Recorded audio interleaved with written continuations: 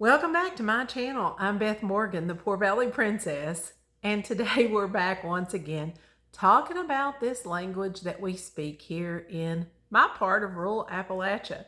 After the last video, I turned to some of my friends and I asked, were there any words or phrases that stuck out to them as things that we said here that maybe are misunderstood or are not said in other parts of the United States or even the world. And so when I put that question out there, I got so many responses. Surprisingly, I got a lot of responses from my friends who have recently moved in here from other parts of America. I think I mentioned this before, in my Sunday school class at church, almost, oh my goodness, a half, maybe even 3/4 of our class is now made up of people who have transplanted into this area. And it's so funny because our Sunday school teacher, I mean, he's just a country boy, right? He's just a good old country boy. And he uses a lot of these phrases when he's teaching. And I think it's funny. I look around and I see them looking at each other with quizzical expressions. And I've started just saying, hey, this is what he means when I see that happening, because they just have no idea. And we don't always know, that they don't understand what we're talking about. And so as I got out some of these phrases, I just picked out 10. I thought I'll do a couple of these videos because there were so many responses. So I picked out 10 that kind of stood out to me as maybe different, or as my friends from California said, we ain't got a clue what you talking about. So here we go. The first one, and I mean, I didn't even think about this being Appalachian or even country or even Southern, but the phrase, I haven't heard it in a coon's age. I don't know. Are coons old? I guess raccoons live to be old. I've never even thought about that expression before, but we do say that. Haven't heard it in a coon's age. So there's one for you. I haven't heard it in a long time. And this is hilarious because, so in church Sunday morning, our preacher started talking about something, and he mentioned an elderly preacher, I guess, a gentleman. I didn't know who it was, but he mentioned someone who maybe in a service when he was younger, he said that gentleman really cut a shine.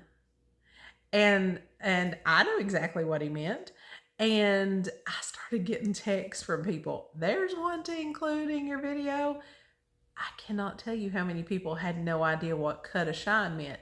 So if somebody cuts a shine, they're really, they're either joyful or they're throwing a fit of some sort. So if you cut a shine in church, maybe you're giving your testimony, maybe you're crying, maybe you're shouting, So to cut a shine, if you're a 2-year-old and you cut a shine, you know how 2-year-olds act. Maybe you're throwing a tantrum, you're pitching a fit, you're in the floor, you're kicking, you're screaming. That's cutting a shine in too. So cutting a shine just means you're acting out in some way, cutting a shine. And it can be a good thing or a bad thing. So get out there and cut a shine. Cut a shine. That was funny though that he mentioned it in his message, and so many people had no clue what cut a shine meant. Here's another one, and I say this one all the time, and I have a friend, her name is Kelly. I think she uses this phrase a lot, and I think I have adopted it from hearing her say it so much, but it is just this, it's this expression right here. It's my word, my word. That's just, you're just exasperated about something, you're surprised by something, you're shocked by something, you say, my word. I use that one a lot.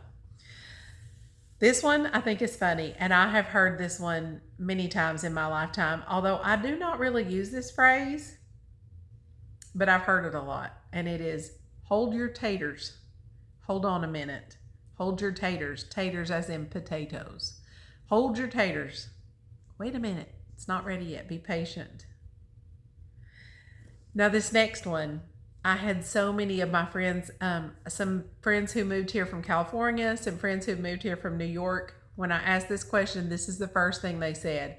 And I can understand now after they explained why they were so confused by this phrase. But it's the phrase, I don't care to. We here in my part of Appalachia, we say, if you were to say, can you babysit the kids tomorrow? I might say, I don't care to. Now, by the tone and inflection of my voice, you can tell I'm saying, or I would think you could tell I'm saying, I don't mind to. I can do it. I don't mind at all. That's what I mean when I say I don't care to. But they heard, I don't care to, like hateful. I don't want to. I don't care to. I don't want to do it. No. And they were very confused by that phrase. So if you're in rural Appalachia and you ask someone something, ask them to do something, and they say, I don't care to, they mean, I don't mind to do it. I can absolutely do that for you. Yes, that's what they mean. I don't care to. The next one, and this one is kind of funny, but I've heard it all my life. They wouldn't work in a pie factory. Now, if you won't work in a pie factory, there is something wrong with you. Who doesn't love pie? Apple pie, peach pie, pecan pie. They wouldn't work in a pie factory means they're pretty lazy.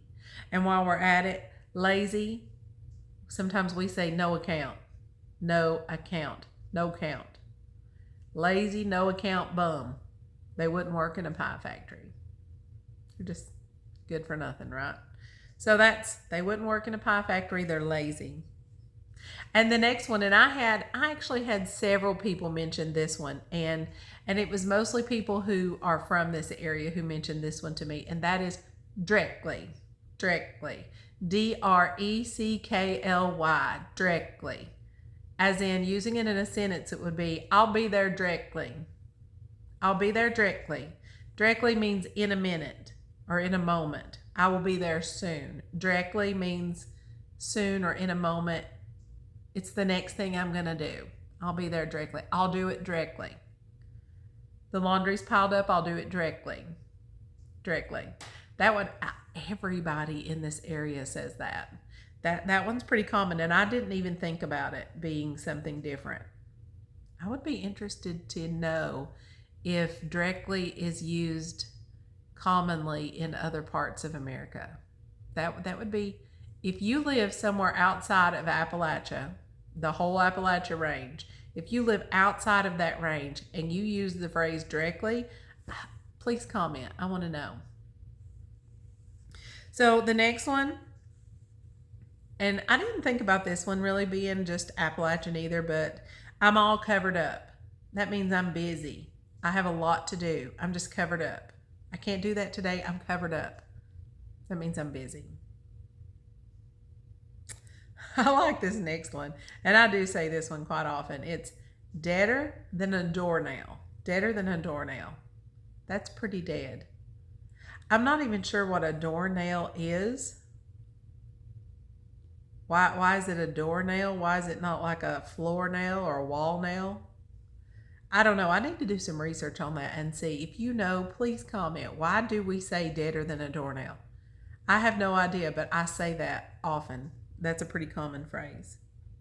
And then one that my uncle, who married into our family, and they live up north, he commented, he said the phrase yuns.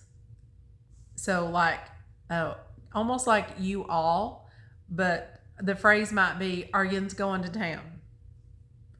So like, I guess it really is you all. I don't know why we say yuns, but we do, as in it's a plural of you. You and all the people with you. Instead of y'all, it's yuns. Are yuns, what yuns doing today? That would be a common phrase that we say. Or how yuns doing? How yuns and your family doing? How yuns? So it's just a plural of you and all your people. Yuns. So that is a few of the phrases that came up as we were talking this week. And I hope you've enjoyed going through them with me today. If you recognize any of these phrases as things that you say currently in your vernacular from wherever you're from, I'd love to hear about it. And really, that directly, I would be very, very interested to hear if you use that one in your part of the world. Thank you for joining me today. I am Beth Morgan, the Poor Valley Princess, and it has been a joy to share a little bit more about the Appalachian region with you today. Hey, come back and join me soon, next time here on the Poor Valley Princess. See you next time. Bye. Hey, I'll see you directly.